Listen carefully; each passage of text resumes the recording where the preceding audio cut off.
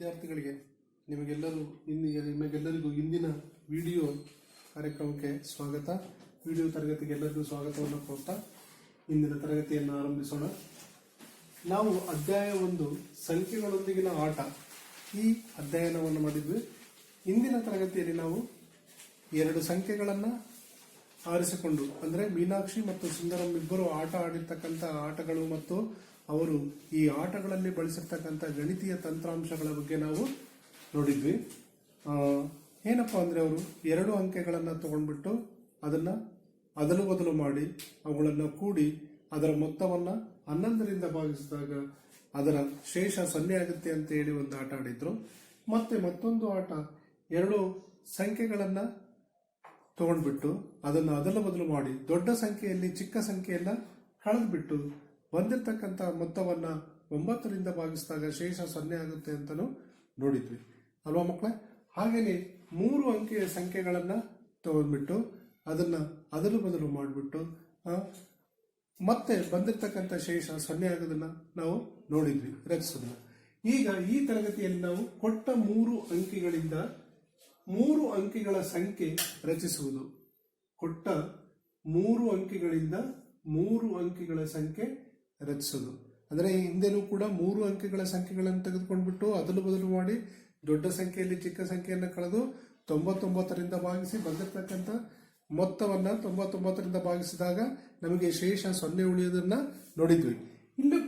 ಇಲ್ಲಿ ನೋಡಿ ಏನಾಗಿದೆ, ಕೊಟ್ಟ 3 ಅಂಕಿಗಳಿಂದ 3 ಅಂಕಿಗಳ ಸಂಖ್ಯೆಯನ್ನ ರಚಿಸೋದು. ಈ ಮೀನಾಕ್ಷಿ ಮತ್ತು ಸುಂದರಂ ಇಬ್ರು ಸೇರಿ ಈ ಆಟವನ್ನ ಆಡ್ತಿದ್ದಾರೆ. ನೋಡೋಣ ಅವರ ಆಟಿರ್ತಕ್ಕಂಥ ಆಟ ಯಾವ ರೀತಿಯ ಗಣಿತೀಯ ತಂತ್ರಾಂಶಗಳನ್ನ ಒಳಗೊಂಡಿದೆ ಅಂತ ಹೇಳಿ ನೋಡೋಣ. ಇಲ್ಲಿ ಮೀನಾಕ್ಷಿ ಸುಂದರಂಗೆ ಹೇಳ್ತಾಳೆ 3 ಅಂಕಿಯ ಸಂಖ್ಯೆಗಳನ್ನ ಯೋಚಿಸು ಅಂತ ಹೇಳ್ತಾಳೆ. ಆ ಸಂಖ್ಯೆಗಳನ್ನ ನೀನ್ ನನಗೆ ಹೇಳೋದು ಬೇಡ ಅಂತಾನು ಹೇಳ್ತಾಳೆ. ಆಯ್ತು ಅಂತ ಒಪ್ಕೊಂಡ್ಬಿಟ್ಟು ಸುಂದರಂ ಏನ್ ಮಾಡ್ತಾನೆ, 3 ಅಂಕಿಯ ಸಂಖ್ಯೆಗಳನ್ನ ಯೋಚಿಸ್ತಾನೆ. ಆಯ್ತು ಅಂತ ಹೇಳ್ತಾನೆ. ನಂತರ ಅವಳು ಏನ್ ಮಾಡ್ತಾಳೆ, ಈ ಅಂಕಿಗಳನ್ನ ಚಕ್ರೀಯವಾಗಿ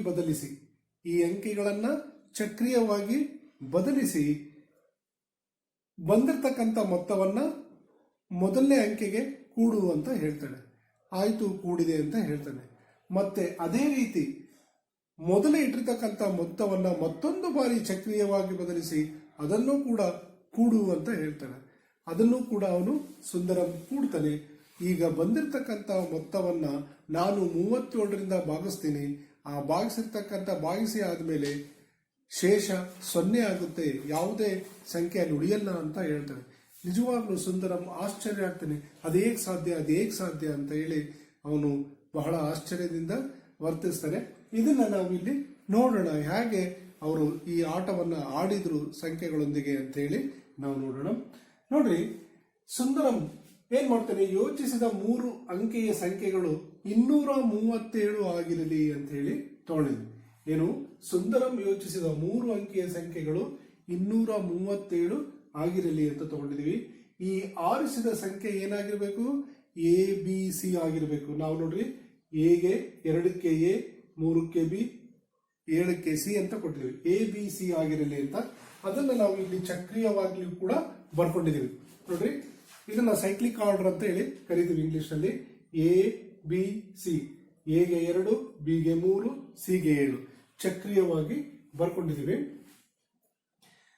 ಇದನ್ನ 2ನೇ ಹಂತ ನಾವೇನ್ ಮಾಡಿದೀವಿ, 2ನೇ ಹಂತ ಏನ್ ಮಾಡ್ತಾನೆ, ಈ ಸಂಖ್ಯೆಯನ್ನ ಚಕ್ರೀಯವಾಗಿ ಬದಲಿಸಿ ಬರ್ಕೋಬೇಕು ಅಂತ ಹೇಳ್ತಾಳೆ ಮೀನಾಕ್ಷಿ ಸುಂದರಂಗೆ.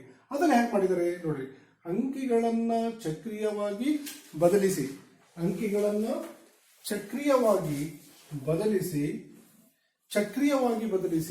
CAB ಪಡೆಯುವುದು. ಇದು 723 ಆಗುವುದು. ನೋಡ್ರಿ, ABC ಆಯ್ತಲ್ಲ. ನೆಕ್ಸ್ಟ್ ಏನ್ ಮಾಡ್ತಿದೀವಿ, CAB ಪಡಿತೀವಿ, ಚಕ್ರೀಯವಾಗಿ ಬದಲಿಸಿದೀವಿ. CAB, ಸಿಗೆ 7, ಎಗೆ 2, ಬಿಗೆ 3. ಅದು ಏನಾಗುತ್ತೆ, ಆ ಸಂಖ್ಯೆ 723 ಆಗುತ್ತೆ. ಆ ಸಂಖ್ಯೆ ಎಷ್ಟಾಗುತ್ತೆ, 723 ಆಗುತ್ತೆ. ಮತ್ತೆ ಪುನಃ ಚಕ್ರೀಯವಾಗಿ ಬದಲಿಸಿ. ಎ ಆದ ತಕ್ಷಣ ಸಿ ಆದ ತಕ್ಷಣ ನೆಕ್ಸ್ಟ್ ಯಾವ್ದು ಬರಬೇಕು, ಬಿ ಬರಬೇಕು. ಚಕ್ರೀಯವಾಗಿ ಬದಲಿಸಿ BC ಯನ್ನ ಪಡೆದು ಬಿಟ್ಟು ಅದನ್ನ ಮತ್ತೆ ಅದಕ್ಕೆ ಕೂಡಿಸುವ ಅಂತ ಹೇಳ್ತಾಳೆ ಮೀನಾಕ್ಷಿ. ನೋಡ್ರಿ, ಪುನಃ ಅಂಕಿಗಳನ್ನು ಚಕ್ರೀಯವಾಗಿ ಬದಲಿಸಿ ಬಿ ಸಿ ಎ ರೂಪದಲ್ಲಿ ಪಡಿತಾ ಇದೀವಿ. ಬಿ ಅಂದ್ರೆ 3, ಸಿ ಅಂದ್ರೆ 7, ಎ ಅಂದ್ರೆ 2. ಬಿ ಸಿ ಎ ರೂಪದಲ್ಲಿ ಪಡಿತಿದೀವಿ. ಇದು ಎಷ್ಟಾಗುತ್ತೆ? 372 ಆಗುತ್ತೆ. ಎಷ್ಟಾಗುತ್ತೆ ಇದು ಮಕ್ಕಳೇ? 372 ಆಗುತ್ತೆ. ಈ ಮೂರು ಸಂಖ್ಯೆಗಳನ್ನು ಕೂಡಿ ಬಂದ ಮೊತ್ತವನ್ನು 37ರಿಂದ ಭಾಗಿಸಿ ನಾಗ ಶೇಷವು 0 ಉಳಿಯುತ್ತೆ, 0 ಉಳಿಯುತ್ತೆ ಅಂತ ಹೇಳಿ ಮೀನಾಕ್ಷಿ ಹೇಳ್ತಾಳೆ ಅಲ್ವಾ. ನೋಡೋಣ ಮಕ್ಕಳೇ, ಅದನ್ನ ಮೂರು ಸಂಖ್ಯೆಗಳನ್ನ ನಾವೀಗ ಕೂಡೋಣ. ಕೂಡಿಸ್ತಿರ್ತಾನೆ, ನೀವು ಕೂಡ್ರಿ, ಬೇಗ ಬೇಗ ಉತ್ತರ ಹೇಳ್ಬೇಕು ನನಗೆ. ನೋಡೋಣ ಯಾರು ಹೇಳ್ತೀರಂತ. Very good. ನೀವು ಕೂಡಿಸಿರ್ತಕ್ಕಂಥ ಮೊತ್ತ ಸರಿಯಾಗಿದೆ. ಉತ್ತರ ಎಷ್ಟಿದೆ? 1332 ಬಂದಿದೆ. ಎಷ್ಟು ಬಂದಿದೆ ಮಕ್ಕಳ? 1332. 2 3 5 7 5 12ಕ್ಕೆ 2 ದಶಕ 1 1 7 8 8 2 10 10 3 13ಕ್ಕೆ 3 ದಶಕ 1 1 3 4 7 4 11 11 2 13. ಅಲ್ಲಿಗೆ 1332 ಆಯಿತು. ಸರಿಯಾದ ಉತ್ತರ ಹೇಳಿದವರಿಗೆ ಚಪ್ಪಾಳೆ. ಈಗ ಮಕ್ಕಳೇ ಮುಂದಕ್ಕೆ ಏನ್ ಮಾಡೋದು? ಅವಳು ಏನ್ ಮಾಡ್ತಾಳೆ ಮೀನಾಕ್ಷಿ? ಈ ಬಂದಿರತಕ್ಕಂಥ ಮೊತ್ತವನ್ನ 37ರಿಂದ ಭಾಗಿಸ್ತಾಳೆ. ಬಂದಿರತಕ್ಕಂಥ ಮೊತ್ತವನ್ನ 37ರಿಂದ ಭಾಗಿಸ್ತಾಳೆ. ಭಾಗಲಬ್ಧ ನಮಗೆ ಎಷ್ಟು ಬರುತ್ತೆ? 36 ಬರುತ್ತೆ. ನೋಡೋಣ ಮಕ್ಕಳೇ ಹೇಗೆ ಅಂತ. ನೋಡ್ರಿ, 3 7 21, 21ಕ್ಕೆ 1 ದಶಕ 2, 3 3 9 2 11. ಈಗ 3ರಲ್ಲಿ 1ಅನ್ನ ಕಳೆದ್ರೆ 2 ಬಂತು, ಹೌದಾ? ಮತ್ತೆ 3ರಲ್ಲಿ 1ಅನ್ನು ಕಳೆದ್ರೆ 2, 1ರಲ್ಲಿ 1 ಹೋದ್ರೆ 0. ಈ 2ಅನ್ನ ಕೆಳಗೆ ತಗೊಂಡಿದೀವಿ. 222 ಆಯ್ತು. ನಂತರ ಇದನ್ನ 6ರಿಂದ ಭಾಗಿಸೋಣ. 6 7 42ಕ್ಕೆ 2 ದಶಕ 4 618 4 22. ಶೇಷ ಸಂಪೂರ್ಣವಾಗಿ 0 ಆಗಿರುವುದನ್ನ ನಾವು ಕಾಣ್ತೀವಿ. ಈಗಾಗಲೇ ಮೊದಲಿಗೆ ಲೆಕ್ಕ ಮಾಡಿದಿರಲ್ವಾ ನೀವು? Very good. ಮಾಡಿದಂತವರಿಗೆ ಚಪ್ಪಾಳೆ.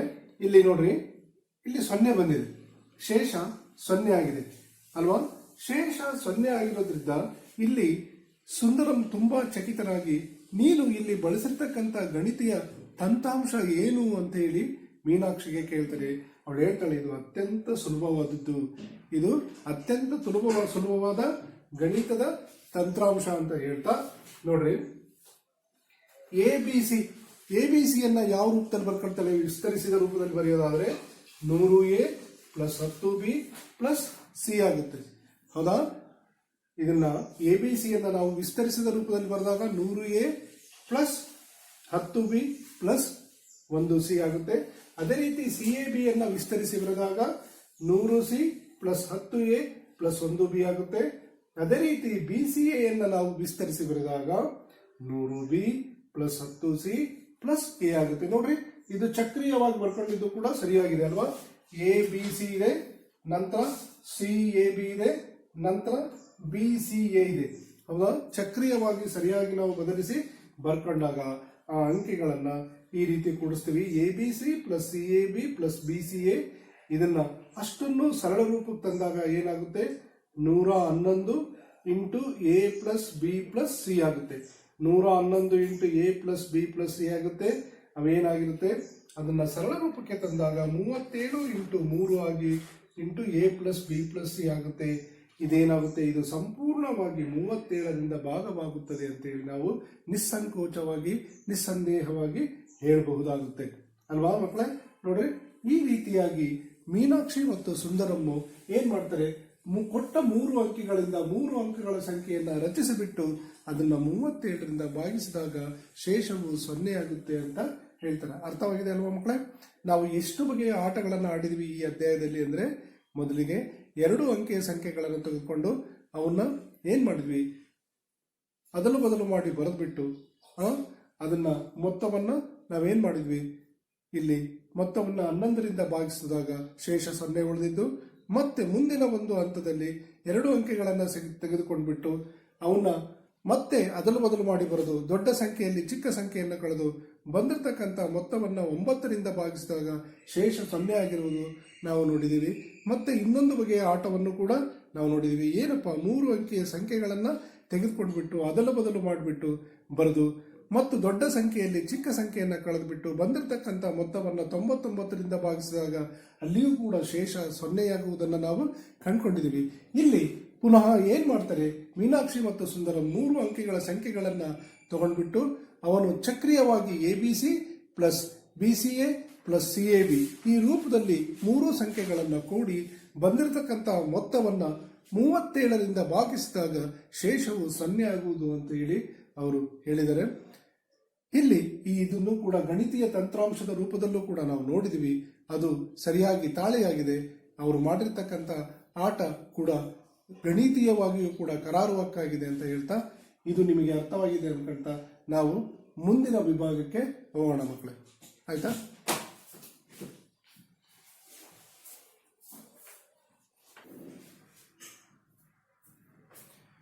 ವಿದ್ಯಾರ್ಥಿಗಳೇ, ಮುಂದಿನ ವಿಭಾಗಕ್ಕೆ ನಾವು ಬಂದಾಗ ಇಲ್ಲಿ ಹೊಸ ಒಂದು ಆಟವನ್ನು ನಾವು ನೋಡಬಹುದು.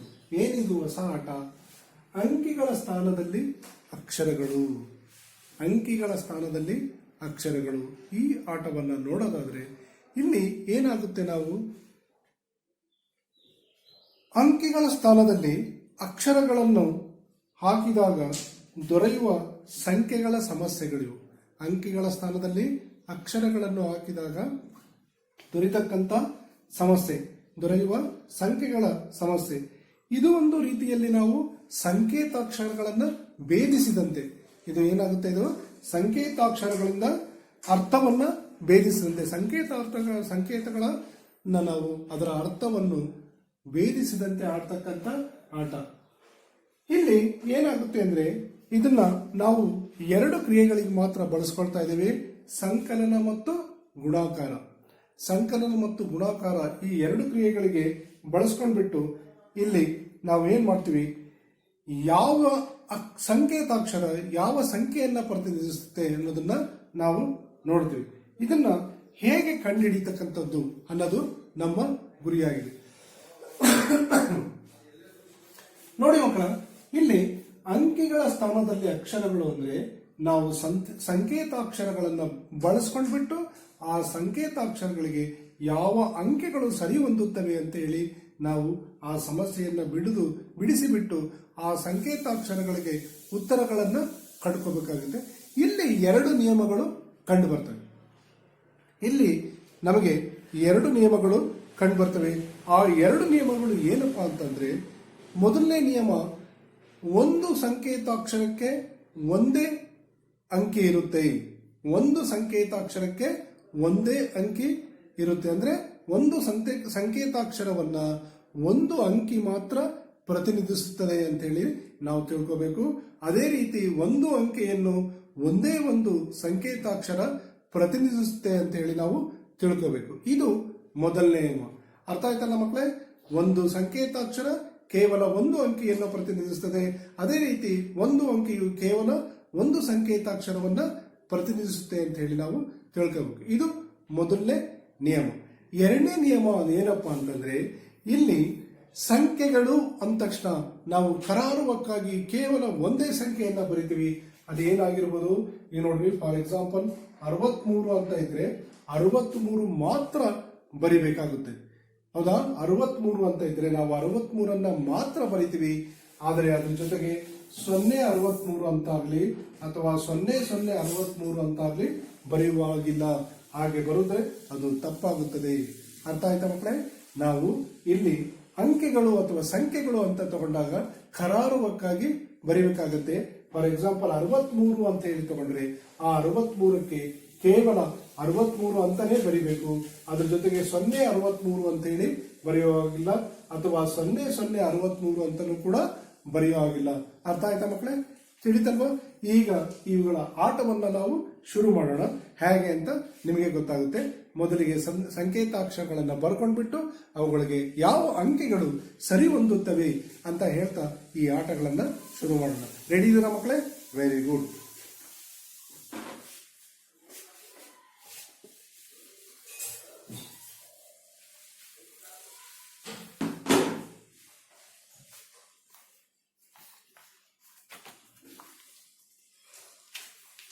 ಈಗ ಮಕ್ಕಳೇ, ಮೊದಲನೇದಾಗಿ ಉದಾಹರಣೆ 1 ತಗೊಳ್ಳೋಣ.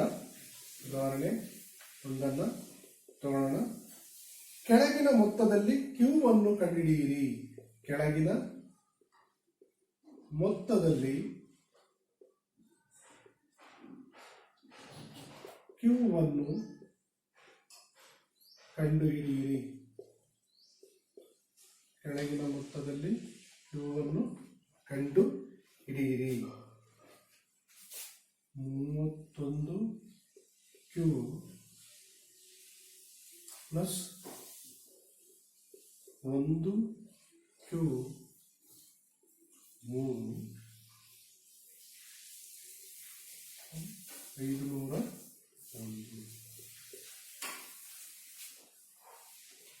ನೋಡಿ ಮಕ್ಕಳ, ಇಲ್ಲಿ 31 ಕ್ಯೂ ಪ್ಲಸ್ 101 ಕ್ಯೂ 3, ಅದರ ಉತ್ತರ 501 ಅಂತ ಇಟ್ಟಿದ್ದಾರೆ. ನಾವು ಇಲ್ಲಿ ಕ್ಯೂ ಬೆಲೆಯನ್ನ ಕಂಡುಹಿಡಿಯಬೇಕು. ಇಲ್ಲಿ ನಾವು ಕ್ಯೂ ಎಂಬ ಅಕ್ಷರದ ಬೆಲೆಯನ್ನ ಮಾತ್ರ ಕಂಡುಹಿಡಿಯಬೇಕು. ಈಗ ಇದರ ಆಟವನ್ನ ಆರಂಭಿಸೋಣ. ಹೇಗಿರುತ್ತೆ ಅಂತ ಹೇಳಿ ನೋಡೋಣ ಮಕ್ಕಳೇ.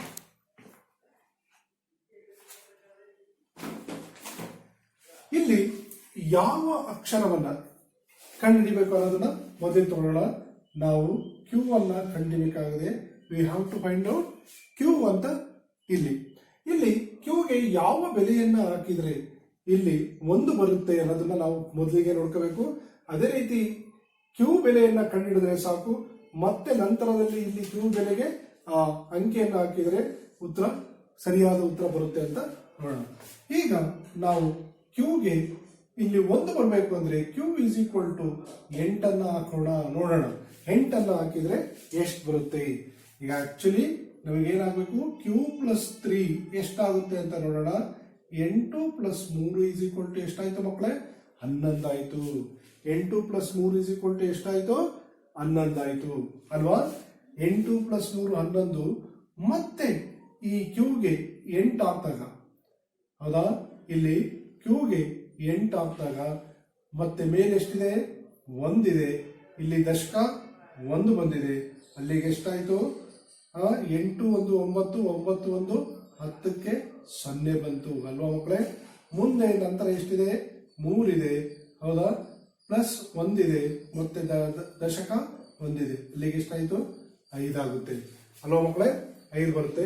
ಆದ್ರಿಂದ ನಾವು ಇದನ್ನ ಮತ್ತೊಮ್ಮೆ ಸರಿಯಾದ ರೀತಿಯಲ್ಲಿ ಬರ್ಕೊಳ್ಳೋದಾದ್ರೆ 31 ಕ್ಯೂಗೆ 8 ಕೊಟ್ಟಾಗ ಪ್ಲಸ್ 1, ಹೌದಾ? ಕ್ಯೂಗೆ ಮತ್ತೆ 8 ಕೊಡೋಣ. ಇದು 3 ಆಗಿದೆ. ಈಗ ಸಂಕಲನವನ್ನ ಮಾಡೋಣ. 8 3 11ಕ್ಕೆ 1, ದಶಕ 1, 1 ಪ್ಲಸ್ 1 2, 2 8 ಎಷ್ಟಾಯ್ತು ಮಕ್ಕಳೇ? 10ಕ್ಕೆ 0, ದಶಕ 1, 1 3 4 4 1 5. ಉತ್ತರ ಸರಿಯಾಗಿದೆ ಅಲ್ವಾ ಮಕ್ಕಳೇ? ಆದ್ರಿಂದ ಇಲ್ಲಿ ಕ್ಯೂ ಅಂತಕ್ಕಂಥ ಸಂಕೇತಾಕ್ಷರದ ಬೆಲೆ ಎಷ್ಟು ಬಂತ? ನಮಗೆ 8 ಬಂದಿದೆ ಮಕ್ಕಳ. ಇದು ಒಂಥರ ಚಕಿತವಾಗಿದೆ ಅಲ್ವಾ? Very good. ಎಲ್ಲರೂ ಇದನ್ನ ಬರ್ಕೊಡ್ರಿ. ಕ್ಯೂ ಇಸ್ ಈಕ್ವಲ್ ಟು 8 ಆಗಿದೆ. ಕ್ಯೂ ಇಸ್ ಈಕ್ವಲ್ ಟು 8 ಆಗಿದೆ ಅಲ್ವಾ ಮಕ್ಕಳೇ? ಬರ್ಕೊಳ್ತೀರಾ? ಬೇಗ ಬರ್ಕೊಡ್ರಿ ಎಲ್ಲ.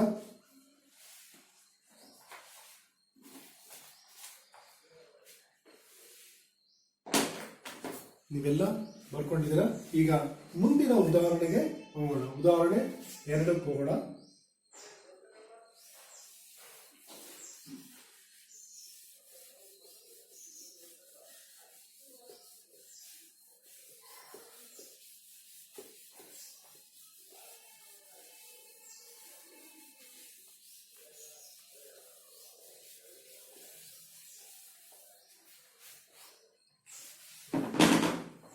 ಉದಾಹರಣೆ 2 ಬರೆಯೋಣ. ಈಗ ಕೆಳಗಿನ ಮೊತ್ತದಲ್ಲಿ ಎ ಮತ್ತು ಬಿ ಗಳನ್ನು ಕಂಡುಹಿಡಿಯಿರಿ. ಉದಾಹರಣೆ 2 ಇರುತ್ತೆ. ಕೆಳಗಿನ ಮೊತ್ತದಲ್ಲಿ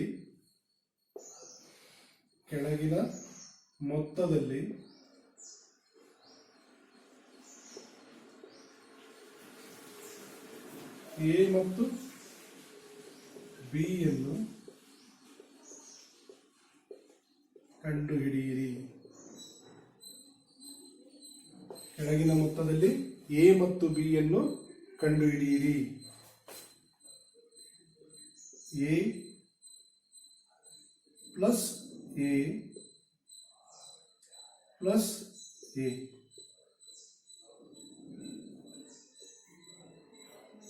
ಬಿ ಎ. ನೋಡಿ ಮಕ್ಕಳ, ಇದು ಒಂಥರ ತುಂಬಾ ಚಕಿತವಾಗಿದೆ ಅಲ್ವಾ? ಇಲ್ಲಿ ಯಾವುದೇ ಅಂಕೆಯನ್ನ ಇಲ್ಲಿ ಕೊಟ್ಟಿಲ್ಲ, ನಮಗೆ ಯಾವುದೇ ಅಂಕೆಯನ್ನ ಕೊಟ್ಟಿಲ್ಲ. ಆದರೆ ಇದರ ಉತ್ತರವನ್ನು ನಾವು ಕಂಡುಹಿಡಿಯಬೇಕಾಗಿದೆ. ಇದು ಒಂಥರ ತುಂಬಾ ಕ್ಯೂರಿಯಾಸಿಟಿಯನ್ನ ಕುತೂಹಲವಾಗಿರ್ತಕ್ಕಂಥ ಒಂದು ಸಮಸ್ಯೆ ಆಗಿದೆ. ನೋಡ್ರಿ, ಯೋಚನೆ ಮಾಡ್ರಿ. ಇಲ್ಲಿ ಎ ಕೊಟ್ಟಿದ್ದಾನೆ, ಪ್ಲಸ್ ಎ ಕೊಟ್ಟಿದ್ದಾನೆ, ಪ್ಲಸ್ ಎ ಕೊಟ್ಟಿದ್ದಾನೆ. ಇಲ್ಲಿ ಮತ್ತೆ ಎ ಬರಬೇಕು, ಇಲ್ಲಿ ಬಿ ಇದೆ. ಯಾವ ಅಂಕಿಗಳನ್ನು ಹಾಕಿದರೆ ನಾವು ಇಲ್ಲಿ ನಮ್ಮ ಉತ್ತರವನ್ನು ಪಡಿಬಹುದು? ಯೋಚನೆ ಮಾಡ್ರಿ. ಮಾಡ್ತಾ ಇದ್ದೀರಾ? ನೋಡೋಣ, 1 ನಿಮಿಷ ಟೈಮ್ ಕೊಡ್ತೀನಿ ನಿಮಗೆ. ಬೇಗ. ಯಾರು ಹೇಳ್ತಾ ಇಲ್ಲ? ನೀವೆಲ್ಲ ಬುದ್ಧಿವಂತ ಮಕ್ಕಳಲ್ವಾ? ಬೇಗ ಯೋಚನೆ ಮಾಡ್ರಿ. ಹಿಂದೆ ಗುಸುಗುಸು ಮಾಡಬೇಡ್ರಿ. ಬೇಗ ಹಾಗೆ ಹೇಳಬೇಕು. ಯಾರೋ ಅಲ್ಲಿ ಏನೋ ಹೇಳ್ತಿದ್ದಾನೆ. ಯಾವುದು? 0ನಾ? Very good. 0 ಹಾಕಿದ್ರೆ ಇಲ್ಲಿ ನಾವು ಬರುತ್ತೆ. ಹೇಗೆ ನೋಡ್ರಿ, ಎಗೆ 0 ಹಾಕಿದ್ರೆ 0 0 0 ಅಲ್ವಾ? ಎಗೆ 0 ಹಾಕಿದ್ರೆ ಬರುತ್ತೆ. ಮತ್ತೆ ಇನ್ನೊಂದು ಅಂಕಿಯನ್ನು ನೀವು ಹೇಳ್ಬೋದು. ಇಲ್ಲಿ ಯಾವ ಅಂಕಿಯನ್ನು ಹೇಳಿದ್ರೆ ಇಲ್ಲಿ ನಾವು ಎಗೆ ಬೆಲೆಯನ್ನ ತುಂಬಬಹುದು? ಹೇಳ್ತೀರಾ? ಬೇಗ ಹೇಳಬೇಕು. ಈಗ 0 0 0 ಹಾಕಿದ್ರೆ ಎಲ್ಲ 0 ಆಗಲ್ಲ. ಬಿ ಬೇರೆ ಇದೆ ಅಲ್ವಾ ಸಂಕೇತಾಕ್ಷರ? ನೀವು ಎ ಇಸ್ ಈಕ್ವಲ್ ಟು 0 ತಗೋಬಹುದು, ಆದರೆ ಉತ್ತರ ಸಮಂಜಸವಾಗಲ್ಲ ಅಲ್ವಾ ಮಕ್ಕಳೇ? ಎ ಇಸ್ ಈಕ್ವಲ್ ಟು 0 ತಗೊಂಡ್ರೆ ನಿಮಗೆ ಉತ್ತರ ಅಷ್ಟು ಸಮಂಜಸ ಆಗಲ್ಲ. ಈಗ ಪ್ರತಿಯೊಂದು ನಾವೇನ್ ಹೇಳ್ತೀವಿ, ಇಲ್ಲಿ ಎಲ್ಲ ಸಂಕೇತಾಕ್ಷರಗಳು ಕೂಡ ಒಂದು ಅಂಕಿಯನ್ನ ಪ್ರತಿನಿಧಿಸುತ್ತವೆ ಅಂತ ಹೇಳ್ತೀವಿ. ಈಗ ಫಾರ್ ಎಕ್ಸಾಂಪಲ್ ಎಗೆ ಎ ಇಸ್ ಈಕ್ವಲ್ ಟು 0 ಅಂತಂದ್ರೆ ಎ ಪ್ಲಸ್ ಎ ಏನಾಗುತ್ತೆ? ಅವಾಗ 0 ಆಗುತ್ತೆ. ಅಂದ್ರೆ 0 plus 0 plus 0 is equal to 0 ಆಯಿತು ಅಲ್ವಾ? A plus A is equal to 0 ಆಗಿದ್ದ ಎಲ್ಲ 0 ಆಗುತ್ತೆ. ಆಮೇಲೆ ಅವಾಗ ಏನಾಗುತ್ತೆ? B is also equal to 0 ಆಗುತ್ತೆ. ನಾವು ಹಂಗೆ ಏನು ಅಂತಲೂ ತಗೊಳಕ್ ಬರಲ್ಲ. ಹಾಗಾಗ್ಬಿಟ್ಟು ನೀವು ಏನನ್ನ ಯೋಚನೆ ಮಾಡ್ಬೋದು? ಎ ಇಸ್ ಈಕ್ವಲ್ ಟು 0 ಒಂದು ಆಪ್ಷನ್, ಇನ್ನೊಂದು ಆಪ್ಷನ್ ಏನು ಯೋಚನೆ ಮಾಡ್ಬೋದು? ಏನು ಯೋಚನೆ ಮಾಡ್ಬೋದು? ಮಾಡಿದ್ರ ಯಾರಾದ್ರೂ? ಏನು ಯೋಚನೆ ಮಾಡ್ಬೋದು? ಇನ್ನೊಂದು ಸಂಖ್ಯೆನ ನೋಡಿ. ಇನ್ನೊಂದು ಸಂಖ್ಯೆ ಎ ಇಸ್ ಈಕ್ವಲ್ ಟು ನಾವು 5 ಯೋಚನೆ ಮಾಡ್ಬೋದು. ಇನ್ನೊಂದು ಸಂಖ್ಯೆ ಎ ಇಸ್ ಈಕ್ವಲ್ ಟು 5 ಇವೆರಡೇ ಆಪ್ಷನ್ ಇರೋದು. ಅದರಲ್ಲಿ ಸರಿಯಾದ ಉತ್ತರ 5 ಆಗುತ್ತೆ. ಯಾಕೆ ಹೇಳ್ರಿ ಮಕ್ಕಳ? ನೋಡ್ರಿ, A plus A plus A plus A is equal to again A ಆಗ್ಬೇಕಲ್ವಾ? ಅಂದ್ರೆ ಆ ಬಿಡಿ ಸ್ಥಾನದಲ್ಲಿ ಏನ್ ಮಾಡ್ಬೇಕು ನಾವು? 5 ಪ್ಲಸ್ 5 ಪ್ಲಸ್ 5 ಅಂತ ತಗೊಂಡಾಗ 5 ಪ್ಲಸ್ 5 ಪ್ಲಸ್ 5 ಏನಾಗುತ್ತೆ? 15. 15 ಉತ್ತರ ಬರುತ್ತಲ್ವ ಮಕ್ಕಳೇ? 15 ಉತ್ತರ ಬಂದಾಗ ಮತ್ತೆ ಎ ಬೆಲೆ ಏನು ಎಷ್ಟು ಇರ್ತವೋ ಆ ಸ್ಥಾನದಲ್ಲಿ ಏನೇ ಉಳಿಯುತ್ತೆ? 5 ಬರುತ್ತೆ ಅಲ್ವಾ ಮಕ್ಕಳೇ? ಹಾಗಾದ್ರೆ ಉಳಿದಿದ್ಯಾವುದು?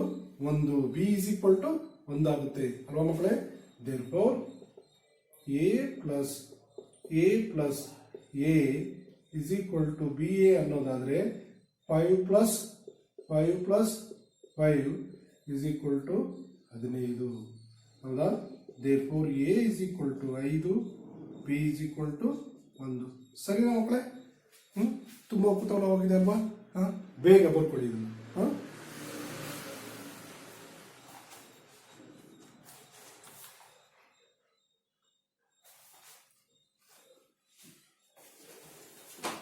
ಬೇಗ ಬರ್ಕೊಳ್ಳಿ, ಕ್ವಿಕ್ ಆಗಿ.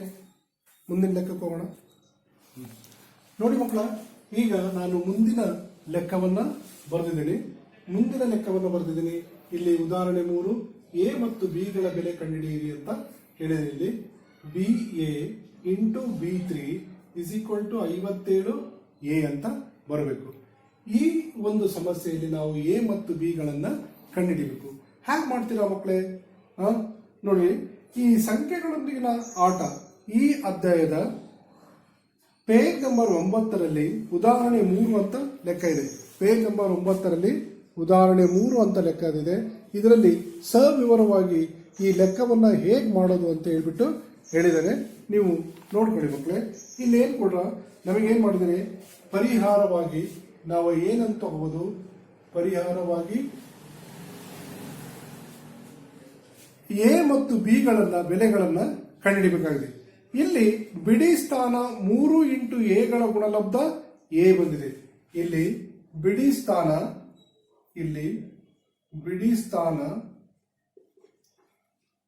ಎ ಇಂಟು 3 ಇಂಟು ಎಗಳ ಗುಣಲಬ್ಧ 3 ಇಂಟು ಎಗಳ ಗುಣಲಬ್ಧ ಎ ಆಗಿದೆ.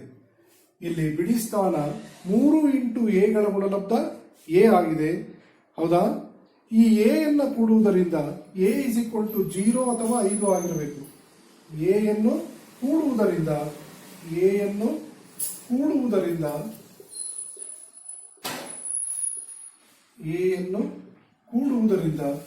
ಎ ಇಸ್ ಈಕ್ವಲ್ ಟು 0 ಅಥವಾ ಎ ಇಸ್ ಈಕ್ವಲ್ ಟು 0 ಅಥವಾ ಎ ಇಸ್ ಈಕ್ವಲ್ ಟು 5 ಆಗಬೇಕು. ಎ ಇಸ್ ಈಕ್ವಲ್ ಟು 0 ಅಥವಾ ಎ ಇಸ್ ಈಕ್ವಲ್ ಟು 5 ಆಗಬೇಕು. ನಂತರ ನೋಡಿ, ಬಿ ಇಸ್ ಈಕ್ವಲ್ ಟು 1 ಆದರೆ ಏನಾಗುತ್ತೆ? ಬಿ ಇಸ್ ಈಕ್ವಲ್ ಟು 1 ಆದರೆ ಬಿ ಎ ಇಂಟು ಬಿ3 ಎಂಬುದು ಗರಿಷ್ಠವಾಗಿ ನಮಗೆ 19 ಇಂಟು 13 ಬರುತ್ತೆ. ಬಿ ಇಸ್ ಈಕ್ವಲ್ ಟು 1 ಆದಾಗ ಈಗ ನಾವು ಬಿ ಯನ್ನು ಗಮನಿಸುವುದಾದರೆ ಬಿ ಎ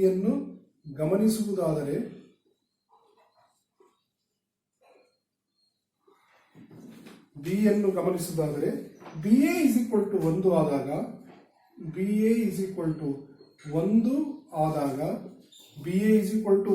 ಏನಾಗುತ್ತೆ? ಬಿ ಎ ಇಂಟು ಬಿ3 ಎಂಬುದು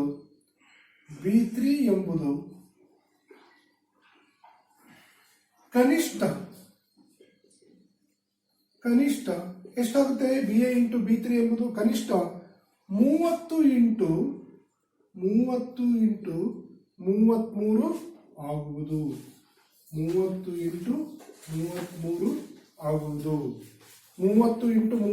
ಆಗುವುದು. ಇದರ ಗುಣಲಬ್ಧ ಎಷ್ಟಾಗುತ್ತೆ? ಇದರ ಗುಣಲಬ್ಧ ಇಸ್ ಈಕ್ವಲ್ ಟು 990 ಆಗುತ್ತದೆ. ಇದರ ಗುಣಲಬ್ಧ ಇಸ್ ಈಕ್ವಲ್ ಟು ಎಷ್ಟಾಗುತ್ತೆ? 990 ಆಗುತ್ತೆ. ಇದು ಸಾಧ್ಯವೇ ಇಲ್ಲ. ಯಾಕೆ ಅಂದ್ರೆ ಇದೇನಾಗಿದೆ? ಇಲ್ಲಿ 57 ಬಂದಿದೆ. ಹೌದಾ? ಇಲ್ಲಿರೋದು 990 ಜಾಸ್ತಿ ಆಯಿತು. ಈಗ ನಾವೇನ್ ಮಾಡ್ಬೋದು? B is equal to 1, B A is equal to 3 ಆದಾಗ 30 ಇಂಟು 33 ಇದರ ಗುಣಲಬ್ಧ 990 ಆಗುತ್ತೆ. ಆದರೆ ನಮಗೆ ಇಲ್ಲಿ ಬಂದಿರತಕ್ಕಂಥ ಉತ್ತರ 57 ಎಗಿಂತ ತುಂಬಾ ಹೆಚ್ಚಾಗಿದೆ. ಹೌದಾ? ತುಂಬಾ ಹೆಚ್ಚಾಗಿದೆ. ನಾವು ಗರಿಷ್ಠವಾಗಿ ಯೋಚನೆ ಮಾಡೋದಾದ್ರೆ ಇದನ್ನ ಬಿ ಇಸ್ ಈಕ್ವಲ್ ಟು 1 ಅನ್ನ ಗರಿಷ್ಠವಾಗಿ ಯೋಚನೆ ಮಾಡೋದಾದ್ರೆ 1 ಆದಾಗ ಬಿ ಎ ಇಂಟು ಬಿ3 ಎಂಬುದು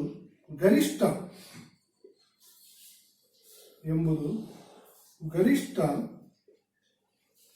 19 ಇಂಟು 13 ಆಗಬಹುದು. 19 ಇಂಟು 13 ಆಗಬಹುದು. ಇವುಗಳ ಗುಣಲಬ್ಧ 500ಕ್ಕಿಂತ ಹೆಚ್ಚಾಗುತ್ತೆ. ಇವುಗಳ ಗುಣಲಬ್ಧ ಎಷ್ಟಾಗುತ್ತೆ? 247. ಇವುಗಳ ಗುಣಲಬ್ಧ ಎಷ್ಟಾಯಿತು? 247 ಆಗುತ್ತದೆ. ಆದರೆ ಉತ್ತರ ಎಷ್ಟಾಗಬೇಕು? ನಮಗೆ 57 ಎ ಆಗಬೇಕು. 57 ಎ ಆಗಬೇಕು. ಇದು ಏನು? 500ಕ್ಕಿಂತ ಹೆಚ್ಚಾಗಬೇಕು. ಆದರೆ ಮೊದಲಿಗೆ ನಾವು ಇದನ್ನು ಮಾಡಿಬಿಟ್ಟಿದ್ದೀವಿ ಆಗ್ಲೇನೆ. ಏನು? ಬಿ ಇಸ್ ಈಕ್ವಲ್ ಟು 1 ಆದಾಗ ಏನ್ ಮಾಡಿದ್ವಿ? ಬಿ ಎ ಇಂಟು ಬಿ3 ಎಂಬುದು ಕನಿಷ್ಠ 30 ಇಂಟು 33 ಆಗುವುದು ಅಂತ ತಗೊಂಡಿದ್ದೀವಿ. ಆಗ 990 ಆಗಿದೆ. ಇದು ಅತ್ಯಂತ ಹೆಚ್ಚಾಯಿತು, ಇದು ಅತ್ಯಂತ ಕಡಿಮೆ ಆಯಿತು. ಹಾಗಾಗ್ಬಿಟ್ಟು ನಾವು ಏನ್ ಮಾಡಬಹುದು?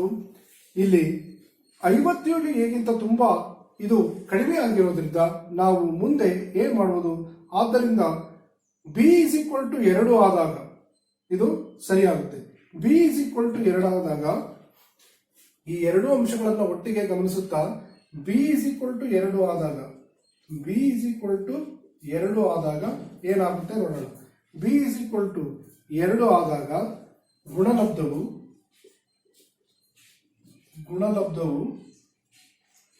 20 ಇಂಟು 23 ಆಗುತ್ತೆ. ಗುಣಲಬ್ಧ ಎಷ್ಟಾಗುತ್ತೆ? 20 ಇಂಟು 23. ಅಥವಾ ಇನ್ನೊಂದು ಅಂಶ ಏನಿದೆ? ನಾವು ಮೊದಲಿಗೆ ಹೇಳಿದ್ವಿ 5 ತಗೋಬಹುದು ಅಂತಾನು ಹೇಳಿದ್ವಿ. ಎ ಇಸ್ ಈಕ್ವಲ್ ಟು 5 ಆಗಿ ತಗೋಬಹುದು ಅಂತ ಹೇಳಿದ್ವಿ. 20 ಇಂಟು 23 ಅಥವಾ ಇನ್ನೊಂದು ಯಾವುದು 25 ಇಂಟು 23 ಆಗಬಹುದು. 25 ಇಂಟು 23 ಕೂಡ ಆಗಬಹುದು. ಅಂದ್ರೆ ಮಕ್ಕಳ ಇಲ್ಲಿ ಎ ಇಸ್ ಈಕ್ವಲ್ ಟು 5 ತಗೊಂಡಿದ್ದೀನಿ, 25 ಇಂಟು 23 ಆಗಬಹುದು. ಮೊದಲನೇದು ಇದು ಸಾಧ್ಯವಾಗುವುದಿಲ್ಲ. 25 ಇಂಟು 23 ಎಷ್ಟು ಬರುತ್ತೆ? 460 ಬರುತ್ತೆ. 25 ಇಂಟು 23 460 ಬರುತ್ತೆ. ಆದ್ರಿಂದ ಇದನ್ನ ನಾವು ತಗೊಳಕ್ ಸಾಧ್ಯ ಇಲ್ಲ, ಯಾಕಂದ್ರೆ ಇದು ಕಡಿಮೆ ಆಗುತ್ತೆ. ಆದ್ರಿಂದ ಎರಡನೆಯದು ದತ್ತ ಉತ್ತರಕ್ಕೆ ಸರಿ ಹೊಂದುತ್ತದೆ. ಆದ್ರೆ ನಾವಿಲ್ಲಿ ಏನ್ ಮಾಡ್ಬೋದು? 25 ಇಂಟು 23 460.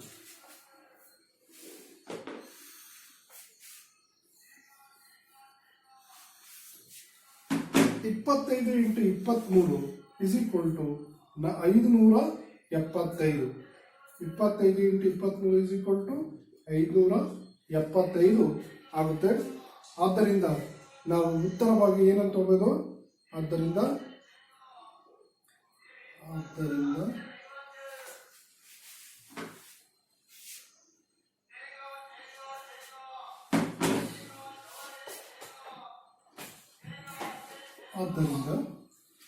ಇಲ್ಲಿ ಉತ್ತರ A is equal to 5, B is equal to 2 ಆಗುವುದು. ಉತ್ತರ A is equal to 5, B is equal to 2. ಅಂದರೆ 2 5 ಇಂಟು 2 3 ಇಸ್ ಈಕ್ವಲ್ ಟು 575. ಗೊತ್ತಾಯ್ತಾ ಮಕ್ಕಳೇ? ಇಲ್ಲಿ ನಾವು ಎಗೆ 5 ತುಂಬಿ ಬಿಯ ಬೆಲೆಯನ್ನ ನಾವು 3 ತುಂಬಿದಾಗ, ಬಿಯ ಬೆಲೆಗೆ 2 ತುಂಬಿದಾಗ ಉತ್ತರ ಸರಿಯಾಗುತ್ತೆ ಅಂತ ಹೇಳ್ಬೋದು. ಮತ್ತೊಮ್ಮೆ ಇದನ್ನ ಸವಿವರವಾಗಿ ಪುನರಾವರ್ತಿಸೋಣ.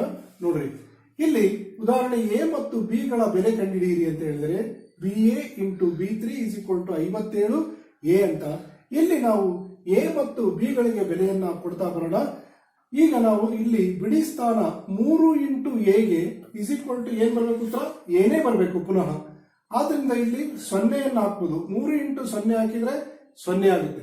ಆದ್ರೆ ನಮಗೆ ಒಂದು ಏನು ಸ್ಪಷ್ಟವಾಗಿರ್ತಕ್ಕಂಥ ಸಂಖ್ಯೆ ಅಂಕಿ ಬೇಕಾಗಿರೋದ್ರಿಂದ ನಾವಿಲ್ಲೂ 5 ಹಾಕಿದ್ರೆ ಉತ್ತರ ಸರಿಯಾಗುತ್ತೆ. ಹಾಗೆ 3 5 15, ಯಾಕಂದ್ರೆ ಇಲ್ಲಿ 5 ಬಂದ್ಬಿಡ್ತಾರೆ. 3 ಇಂಟು 5 ಹಾಕಿದ್ರೆ 3 5 15, ಎ ಸ್ಥಾನ 5ಗೆ ಬರುತ್ತೆ. ನಂತರ ನೋಡೋಣ, ಎ ಇಸ್ ಈಕ್ವಲ್ ಟು 0 ಅಥವಾ 0 ಹಾಕಿದ್ರೆ ಈಗ ನಂತರ ನೋಡ್ರಿ ಇದನ್ನು ತಗೊಳ್ಳೋಣ. BA ಇಸ್ ಈಕ್ವಲ್ ಟು 1 ಹಾಕಿದಾಗ BA ಇಂಟು B3 ಎಂಬುದು ಗರಿಷ್ಠ ಬರುತ್ತೆ. B ಇಸ್ ಈಕ್ವಲ್ ಟು ಎಷ್ಟು ಹಾಕಿದಾಗ 1 ಹಾಕಿದ್ರೆ, ಬಿ ಸ್ಥಾನದಲ್ಲಿ ನಾವು 1 ಹಾಕಿದ್ರೆ, ಹೌದಾ, ಇಲ್ಲಿ BA ಇಂಟು 1 ಹಾಕಿದಾಗ BA ಇಂಟು B3 ಎಂಬುದು ಗರಿಷ್ಠವಾಗಿ ಎಷ್ಟು ಬರುತ್ತೆ? ಇಲ್ಲಿ 9 ಹಾಕ್ಬೋದು. ಇಲ್ಲಿ 3 ಹಾಕಿದೀವಿ, ಇಲ್ಲಿ 1 1 ತಗೊಂಡಿದೀವಿ. ಅಲ್ಲಿಗೆ 19 ಇಂಟು 13 ಎಷ್ಟಾಗುತ್ತೆ? 247. ಇದು ಅತ್ಯಂತ ಕನಿಷ್ಠವಾಯಿತು. ಇಲ್ಲಿ ನಮಗೆ 57 ಎ ಬರಬೇಕು ಅಲ್ವಾ? 247 ಆಯಿತು. ಅದರ ಬದಲು ನಾವು BA ಇಸ್ ಈಕ್ವಲ್ ಟು 1 ಹಾಕಿ BA ಇಂಟು B3 ಎಂಬುದು ಕನಿಷ್ಠ ನಾವು 3 ಹಾಕ್ತಾಗ, ಬಿಗೆ 3 ಹಾಕ್ತಾಗ ಇಲ್ಲಿ 990 ಬರುತ್ತೆ. ಆದ್ರಿಂದ ಇದು ಕೂಡ ಹೆಚ್ಚಾಯಿತು. ಹಾಗಾಗ್ಬಿಟ್ಟು ಬಿ ಇಸ್ ಈಕ್ವಲ್ ಟು 2 ಆದಾಗ, ಬಿ ಇಸ್ ಈಕ್ವಲ್ ಟು 2 ಆದಾಗ ಗುಣಲಬ್ಧ ಏನಾಗುತ್ತೆ? 20 ಇಂಟು 23 ಆಗುತ್ತೆ. ಆಗ 460 ಆಗುತ್ತೆ. ಇದು ಕೂಡ ಕಡಿಮೆ ಆಯಿತು. ಅಥವಾ ಇಲ್ಲಿ ನಾವು B is equal to 25 into 23 ತಗೊಂಡಾಗ ಸರಿಯಾದ ಉತ್ತರ ಬರುತ್ತೆ 575. ಆದ್ದರಿಂದ ಉತ್ತರ A is equal to 5, B is equal to 2 ಆಗುತ್ತೆ. 25 ಇಂಟು 23 ಇಸ್ ಈಕ್ವಲ್ ಟು ಎಷ್ಟಾಯ್ತು? 575 ಆಯಿತು. ನೋಡಿ ಮಕ್ಕಳ, ಈ ರೀತಿಯಾಗಿ ನಾವು ಅಂಕಿಗಳ ಸ್ಥಾನದಲ್ಲಿ ಅಕ್ಷರಗಳನ್ನ, ಸಂಕೇತಾಕ್ಷರಗಳನ್ನ ಬಳಸ್ಕೊಂಡ್ಬಿಟ್ಟು ನಾವು ಅಂಕಿಗಳನ್ನ, ಸಂಕೇತಾಕ್ಷರಗಳ ಬೆಲೆಗಳನ್ನ ಕಂಡುಹಿಡಿಯಬಹುದು. ಅಭ್ಯಾಸದಲ್ಲಿ ಇನ್ನೂ ಸಾಕಷ್ಟು ಲೆಕ್ಕಗಳನ್ನ ಕೊಟ್ಟಿದ್ದಾರೆ. ಅವುಗಳನ್ನು ನೀವು ಮನೆಯಲ್ಲಿ ಮಾಡೋದ್ರ ಮುಖಾಂತರ ಇದರಿಂದ ಇನ್ನೂ ಹೆಚ್ಚಿನ ಜ್ಞಾನವನ್ನ ಪಡೆದು ನೀವು ಇದು ಖುಷಿಯನ್ನ ಅನುಭವಿಸಬಹುದು. ಮುಂದೆ ಹೋಗೋಣ.